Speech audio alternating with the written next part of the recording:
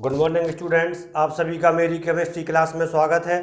Students, आज हम S और पी ब्लॉक एलिमेंट्स का इलेक्ट्रॉनिक विन्यास और परमाणु क्रमांक स्टेप अप मेथड के द्वारा ज्ञात करेंगे।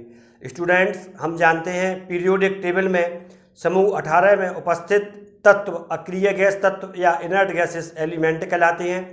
इनर्ट गैसेस एलिमेंट संपूर्ण आवर्त सारणी के परमाणु क्रमांक और इलेक्ट्रॉनिक विन्यास दोनों का आधार होते हैं। तो स्टूडेंट्स, हम सबसे पहले अक्रिय गैस तत्वों के परमाणु क्रमांक का अध्ययन करेंगे और इसके पश्चात हम एस और पी ब्लॉक एलिमेंट्स के परमाणु क्रमांक और इलेक्ट्रॉनिक विन्यास का अध्ययन करेंगे। इसमें सबसे महत्वपूर्ण बात यह है कि एस ब्लॉक और पी ब्लॉक एलिमेंट में कोई भी तत्व अपवाद में नहीं आता है, कोई भी तत्व अफबाऊ नियम का अपवाद नहीं है। तो स्टूडेंट्स, हम शुरू करते हैं आवर्त सारणी में उपस्थित प्रथम 3 आवर्तों से। प्रथम 3 आवर्त में से हम जानते हैं कि पहले आवर्त में 2 तत्व उपस्थित होते हैं, हाइड्रोजन और हीलियम। हाइड्रोजन, इसका परमाणु क्रमांक 1 होता है जिसे हम 1s1 के रूप में लिखते हैं, और हीलियम, इसका परमाणु क्रमांक 2 होता है जिसे हम 1s2 के रूप में लिखते हैं। तो स्टूडेंट्स, 1s2 को हम He के द्वारा भी व्यक्त कर सकते हैं, जो कि निम्न है। जैसे परमाणु क्रमांक 2, इसके लिए हम लिख सकते हैं 1s2, और 1s2 के लिए हम He के द्वारा भी व्यक्त करते हैं। 1s2 और He ये दोनों एक दूसरे के समतुल्य होते हैं या बराबर होते हैं। तो स्टूडेंट्स, अभी हमने पहले आवर्त में उपस्थित तत्वों के परमाणु क्रमांक का अध्ययन किया है। अब हम द्वितीय आवर्त में उपस्थित एस और पी ब्लॉक एलिमेंट्स के तत्वों के परमाणु क्रमांक और इनके इलेक्ट्रॉनिक विन्यास का अध्ययन करेंगे। तो हम जानते हैं आवर्त सारणी में द्वितीय आवर्त में नियॉन उपस्थित होता है। तो सबसे पहले हम 10 और इसका प्रतीक Ne लिख लेते हैं, और द्वितीय आवर्त में ही एस ब्लॉक एलिमेंट्स में परमाणु क्रमांक 3 वाला तत्व उपस्थित होता है। तो हम यहाँ पर परमाणु क्रमांक 3 लिख लेते हैं। इसके बाद एस ब्लॉक एलिमेंट में परमाणु क्रमांक 4 वाला तत्व उपस्थित होता है, तो हम 3 और 4 लिख लेते हैं। तो एस ब्लॉक के एलिमेंट्स प्राप्त हो जाते हैं।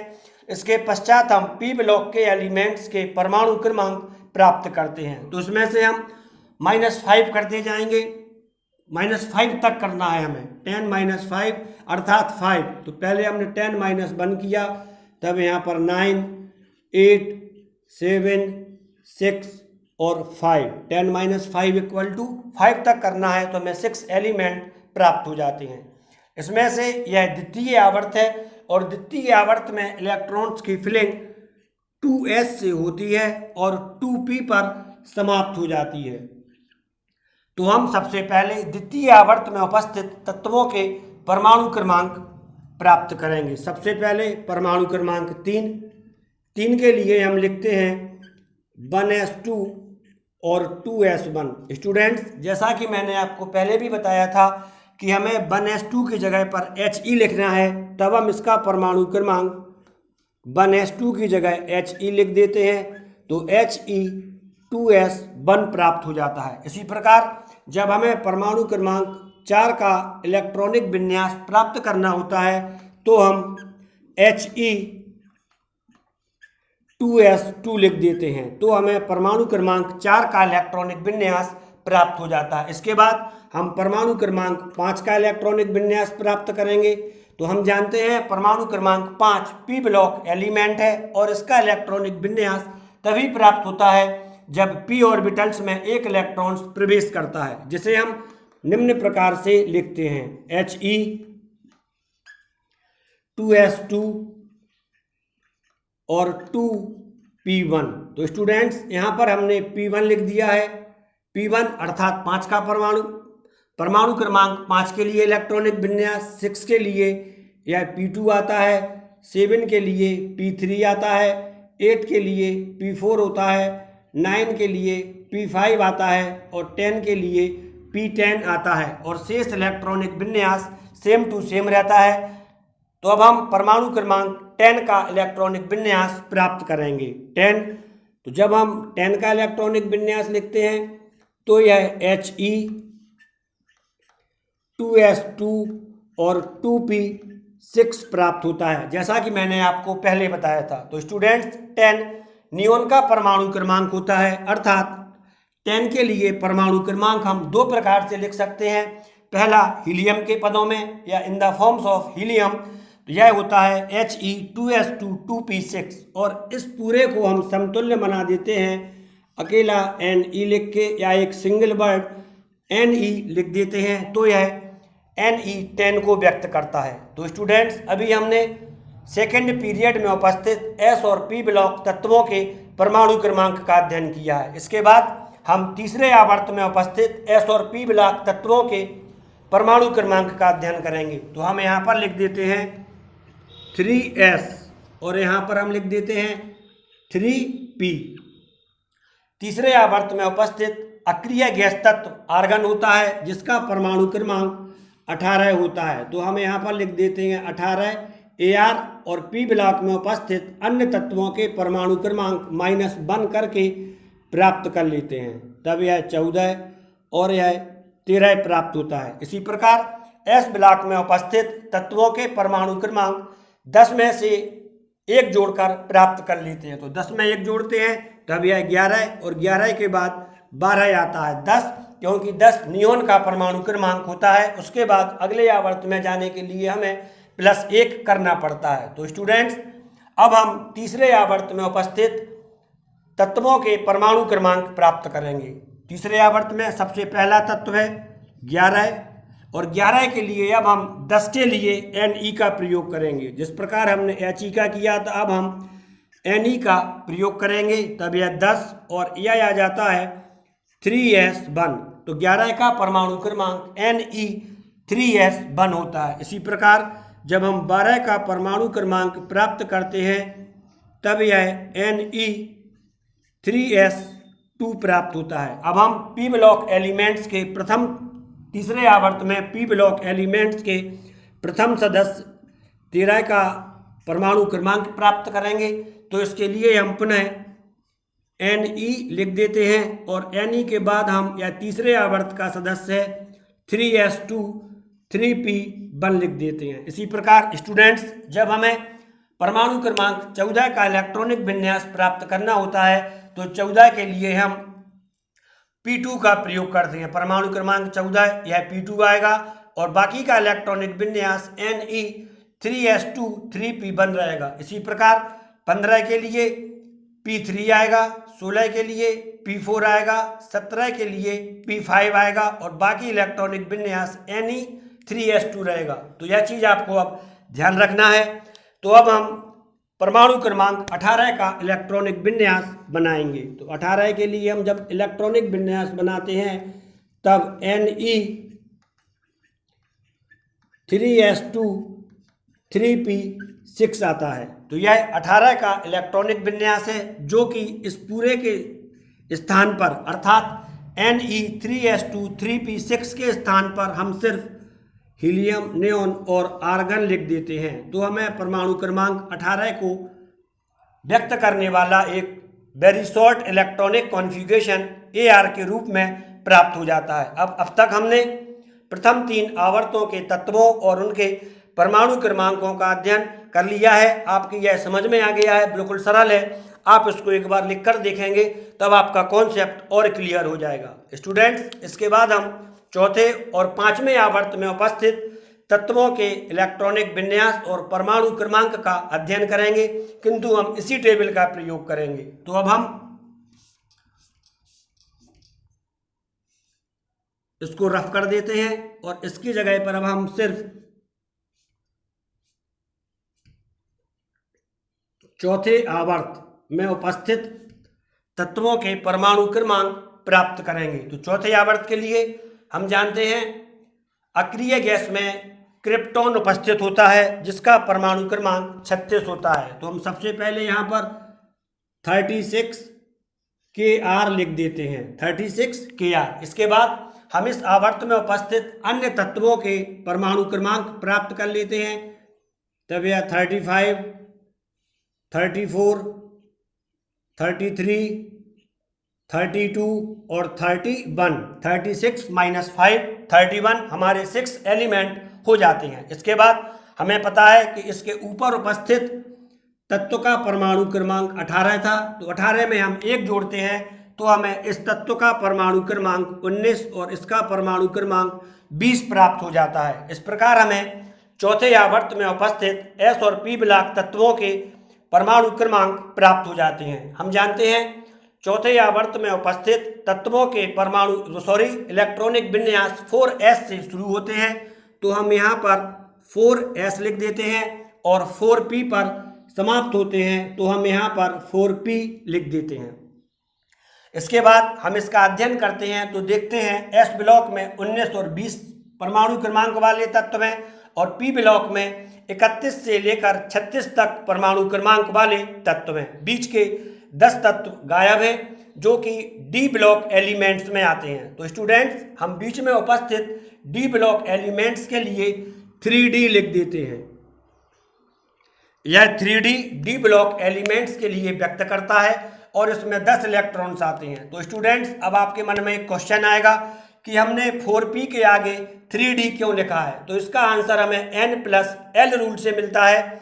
n+l, इसके लिए n की वैल्यू 3 है, SPD 0, 1 और 2, इसकी n प्लस वैल्यू 3 + 2 = 5 होती है और इसके लिए 4p के लिए n+l वैल्यू 4 + 1 = 5 होती है। तो इस अवस्था में जिसके लिए मुख्य क्वांटम संख्या या n का मान कम होता है उसकी ऊर्जा कम होती है, अतः हम 3D को इसके आगे लिखते हैं। यह क्वेश्चन भी कई बार पूछा गया है।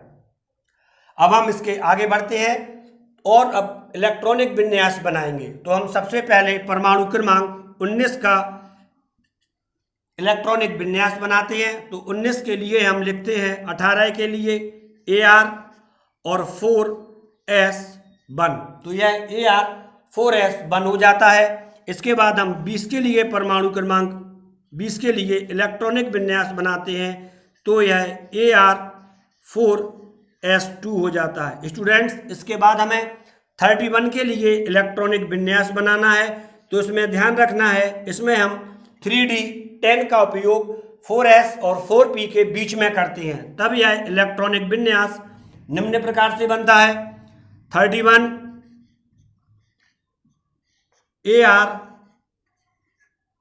Ar4s2 3D10 4p1। इसी प्रकार 32 के लिए यह p2 आ जाएगा, बाकी पूरा इलेक्ट्रॉनिक विन्यास समान रहेगा। 33 के लिए p3 आ जाएगा, 34 के लिए p4 आएगा, बीच वाले कॉलम में लिखा है। इसी प्रकार 35 के लिए p5 आ जाता है और 36 के लिए यह p6 होता है।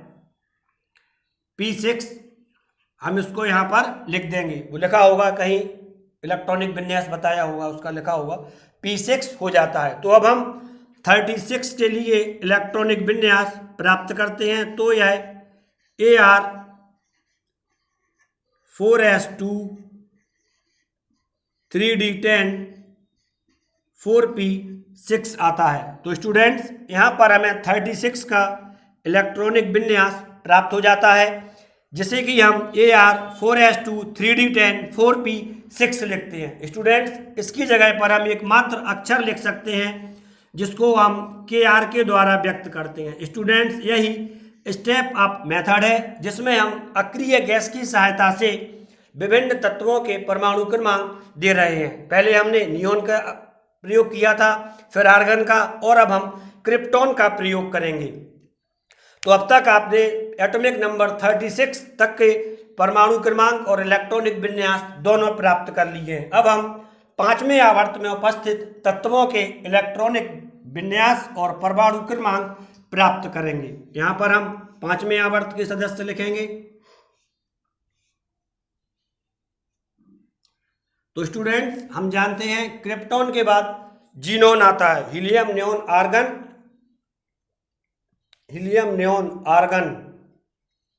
क्रिप्टॉन के बाद जीनोन Xe, जिसका परमाणु क्रमांक 54 होता है। तो यहाँ पर हम लिख देते हैं 54 Xe या जीनोन। और यहाँ पर 36 के बाद जो एलिमेंट आता है, 36 के बाद वह 30 7 और 38 हो जाता है। अब 54 के बाद यहाँ पर आता है 53, 52, 51, 50 और 49। तो यहाँ पर स्टूडेंट्स हम देखते हैं पुनः 10 एलिमेंट्स गायब हैं। तो जो 10 एलिमेंट्स गायब होते हैं वह 4D सीरीज में जाते हैं या 4D एटॉमिक ऑर्बिटल्स में जाते हैं और यह पांचवा आवर्त है और पांचवें आवर्त में इलेक्ट्रॉन्स की एंट्री 5s से होती है। स्टूडेंट्स यहाँ पर आपको एक चीज़ ध्यान रखना है कि हमने इस इलेक्ट्रॉनिक विन्यास को बनाने के लिए ऊर्जा स्तर या जिसे आप लोग अफबाउ नियम कहते हैं उसका प्रयोग नहीं किया है। हम सिर्फ एटॉमिक ऑर्बिटल्स का प्रयोग करते जा रहे हैं और हमारे इलेक्ट्रॉनिक विन्यास बनते जा रहे हैं। तो अब हम 5s आवर्त के लिए इलेक्ट्रॉनिक विन्यास प्राप्त करेंगे। तो 5s इस श्रेणी का प्रथम सदस्य 37 है। तो 37 के लिए जब हम इलेक्ट्रॉनिक विन्यास बनाते हैं तो Kr के लिए आधार मानते हैं, Kr 36 के लिए व्यक्त करता है। इसके बाद Kr 5s1 यह 37 का इलेक्ट्रॉनिक कॉन्फ़िगरेशन है। इसी प्रकार जब हम 38 का बनाते हैं तब यह Kr 5s2 होता है। इसके बाद हम एटॉमिक नंबर 49 का इलेक्ट्रॉनिक विन्यास बनाएंगे। तो 49 के लिए इसमें हम 5s के साथ 4D10 का भी प्रयोग करते हैं। तो यह निम्न से आएगा 49 सबसे पहले Kr के बाद आता है 4s2 नहीं 5s2, यहाँ पर आएगा Kr 5s2। इसके बाद आता है 4D10 और 4D10 के बाद यह 5p1 आता है। 49 ऊपर लिखा है 5p1। इसी प्रकार जब हम 50 का बनाते हैं एटॉमिक नंबर 50 के लिए बनाएंगे तब Kr 5s2 4D10 5p2 आता है। 51 के लिए p3 हो जाएगा, 52 के लिए p4 हो जाएगा। आप इसको लिख लें, बिल्कुल सिंपल है। 53 के लिए p5 हो जाएगा और जब हम 56 के लिए बनाते हैं तब हमें Kr 5s2 4D10 5p6 प्राप्त हो जाता है, जो कि यह 54 था, 56 लिख दिया। 54 के लिए हमें 5p6 प्राप्त हो जाता है जो कि जीनोन का होता है। तो हमें जीनोन का परमाणु क्रमांक 54, इसका इलेक्ट्रॉनिक विन्यास क्रिप्टॉन के पदों में Kr 5s2 4D10 5p6 होता है, जिसे हम स्टेप अप मेथड के रूप में 54 के लिए सिर्फ xe लिख देते हैं। तो यह 54 को व्यक्त करता है। स्टूडेंट्स, अब तक आपने 5 आवर्त में उपस्थित s और p ब्लॉक तत्वों के इलेक्ट्रॉनिक विन्यास बिना किसी ऊर्जा स्तर के बना लिए हैं। इसमें कोई अपवाद नहीं होता है, तो यह गलत नहीं होता है। हमें सिर्फ इलेक्ट्रॉन्स की फिलिंग करनी होती है। स्टूडेंट्स, इसके बाद हम अंतिम आवर्त अर्थात 7वें आवर्त में उपस्थित तत्वों का इलेक्ट्रॉनिक विन्यास ज्ञात करेंगे। 5वां नहीं, 6वें आवर्त में उपस्थित। 6वें आवर्त के लिए हम यहाँ पर ले लेंगे, इसको भी रफ कर दिया और ये सभी एलिमेंट हम रफ करते जाएंगे। तो यहाँ पर इस बॉक्स में हमें 6वें आवर्त में उपस्थित तत्वों के लिए जगह मिल जाती है। तो अब हम 6वें आवर्त के लिए बनाएंगे। 6वें आवर्त में उपस्थित तत्व रेडॉन है। रेडॉन का परमाणु क्रमांक या एटॉमिक नंबर 86 होता है। इसको हमने 86 Rn लिख दिया। p ब्लॉक के तत्व प्राप्त कर लेंगे 85, 84, 83, 82 और 81। इसके बाद यह 54 पर ख़त्म हुआ था, तो यहाँ पर जो एलिमेंट आएगा इस ब्लॉक में वह 55 और 56 से आएगा। यह 6वां आवर्त है। अभी तक हम 5 आवर्त का अध्ययन कर चुके हैं और 6वें आवर्त में इलेक्ट्रॉन्स की फिलिंग 6s से होती है और 6p तक चलती है। स्टूडेंट्स, अब यहाँ पर थोड़ी सी चीज़ हमें ध्यान देनी है कि इसमें परमाणु क्रमांक 56, अब आप इसको थोड़ा ध्यान से देख लें।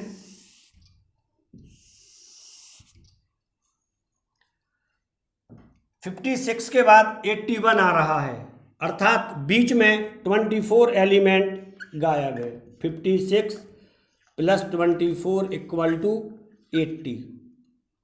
इस 80 एटॉमिक नंबर लाने में 24 एलिमेंट्स गायब हैं, जो कि F ब्लॉक के 14 तत्व और D ब्लॉक के 10 तत्व हैं। अब हम इसका अध्ययन करेंगे। तो 6s है और अब तक हमने 4D भर लिया है, 4D तक फिलिंग हुई है। तो यहाँ पर हम 5D ले लेते हैं और 5D के साथ हम 4F लेते हैं, क्योंकि 4F n-2 के कारण है। आप इसका अध्ययन कर चुके हैं। और 5D n-1 के कारण है। इसका डिटेल अध्ययन हम परमाणु संरचना वाले चैप्टर में करेंगे। तो स्टूडेंट्स, अब हम छठवें आवर्त में उपस्थित तत्वों के इलेक्ट्रॉनिक विन्यास प्राप्त करेंगे। छठवें आवर्त में सबसे पहला तत्व है 55। 55 के लिए हम क्रिप्टॉन के पदों में या क्रिप्टॉन के फॉर्म में, क्रिप्टॉन नहीं, ज़ीनॉन, Xe के पदों में Xe लिख देते हैं और इसको 6s1 लिख देते हैं। तो यह 55 का प्राप्त हो जाता है। इसी प्रकार जब हमें 56 का प्राप्त करना होता है तो 56 के लिए हम Xe 6s2 लिख देते हैं। इसके बाद हम परमाणु क्रमांक 81, जो कि P ब्लॉक का प्रथम सदस्य है छठवें आवर्त में, इसका इलेक्ट्रॉनिक विन्यास प्राप्त करेंगे। स्टूडेंट्स, यह बिल्कुल सिंपल है और इजी है। तो इसके लिए हम निम्न प्रकार से लिखते हैं Xe या जीनोन, इसके बाद 6s2, यह भी लिख दिया। इसके बाद 4F है। स्टूडेंट्स, यह ऊर्जा स्तर के n+l नियम के अनुसार ही मैंने यह क्रम दिया है, जो मैं आपको पहले ही बता चुका हूँ। 4F, इसमें 14 लिख देंगे।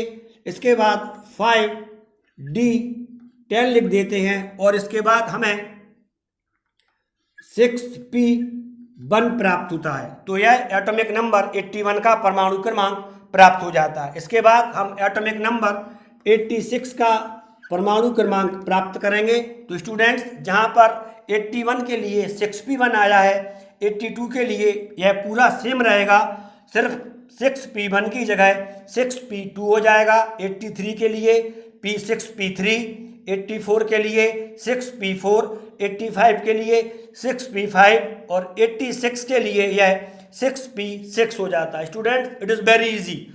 इसमें आपको सिर्फ कंसंट्रेशन बनाए रखना है और आगे बढ़ते जाना है, इसमें कोई प्रॉब्लम नहीं है। एक दो बार आप इसको बनाएंगे तो यह आपकी फिंगर टिप्स पर आ जाएगा। Xe 6s2, 4F 14, 5D 10, 6p6, जो कि 86 का परमाणु क्रमांक 86 परमाणु क्रमांक का इलेक्ट्रॉनिक विन्यास है। स्टूडेंट्स, 86 परमाणु क्रमांक रेडॉन का होता है, तो इसको हम रेडॉन के इक्विवेलेंट मान लेते हैं। Rn अकेला 86 के लिए व्यक्त कर रहा है। इसके बाद हम अंतिम आवर्त अर्थात 7वें आवर्त में उपस्थित तत्वों के परमाणु क्रमांक बनाते हैं। वह भी काफ़ी सरल है, आप इसको आसानी से बना सकते हैं।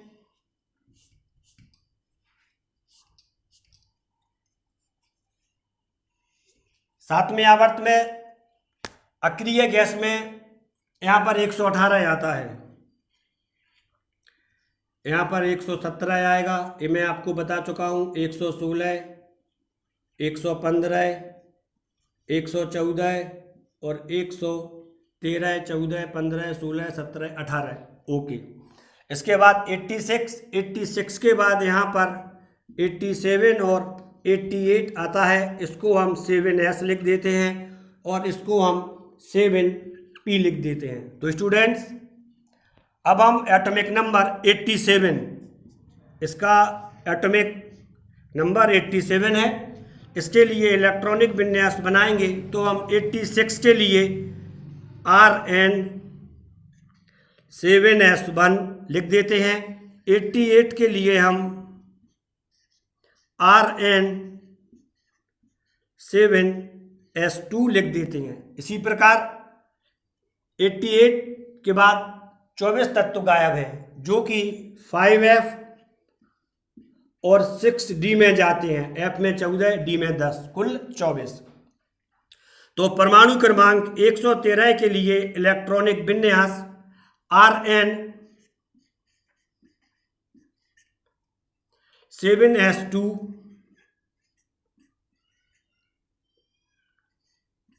5f14 5d10 7p1 आता है। तो स्टूडेंट्स, इसके आधार पर आप आराम से बना सकते हैं। 114 के लिए P2 आएगा, 115 के लिए P3 आएगा, 116 के लिए P4, और अब हम अंतिम 118वें तत्व के लिए जब इलेक्ट्रॉनिक विन्यास बनाते हैं तब यह Rn7s2 5f14 5d10 7p6 आता है। तो इस तरह से हमारे सभी तत्वों के इलेक्ट्रॉनिक विन्यास बन जाते हैं। तो स्टूडेंट्स, पी ब्लॉक के जो इलेक्ट्रॉनिक विन्यास हैं, इनका इलेक्ट्रॉनिक विन्यास सामान्यतः ns2 np126 होता है। हर एक का यही आएगा, आपने देख लिया है। और इनके लिए एस ब्लॉक के लिए ns122 होता है। स्टूडेंट्स, अभी आपने एस ब्लॉक और पी ब्लॉक में उपस्थित सभी तत्वों के इलेक्ट्रॉनिक विन्यास का स्टेप अप मेथड के द्वारा अध्ययन कर लिया है। इसमें मैंने कहीं पर ऊर्जा स्तर नहीं बनाया है, बल्कि आवर्त सारणी का प्रयोग किया है और आवर्त सारणी में n+l नियम लगाया है, जिसकी सहायता से हमें तत्वों के परमाणु क्रमांक और इलेक्ट्रॉनिक विन्यास दोनों प्राप्त हुए हैं। तो स्टूडेंट्स, आपको कॉन्सेप्ट क्लियर करना है, हर चीज़ में फॉलो नहीं करना है। थोड़ी बहुत एक्सेप्शनल होते हैं, आप और भी इस तरह से स्टडी कर सकते हैं, वह तरीका भी देखना है। तो स्टूडेंट्स, आप लगातार मेरे साथ जुड़े रहें और लगातार अपनी स्टडी करते रहें, जिससे कि आपकी केमिस्ट्री बहुत अच्छी हो जाए और शानदार हो जाए। ऐसा हमारा उद्देश्य है। आप लगातार मेरे साथ जुड़े रहें। धन्यवाद।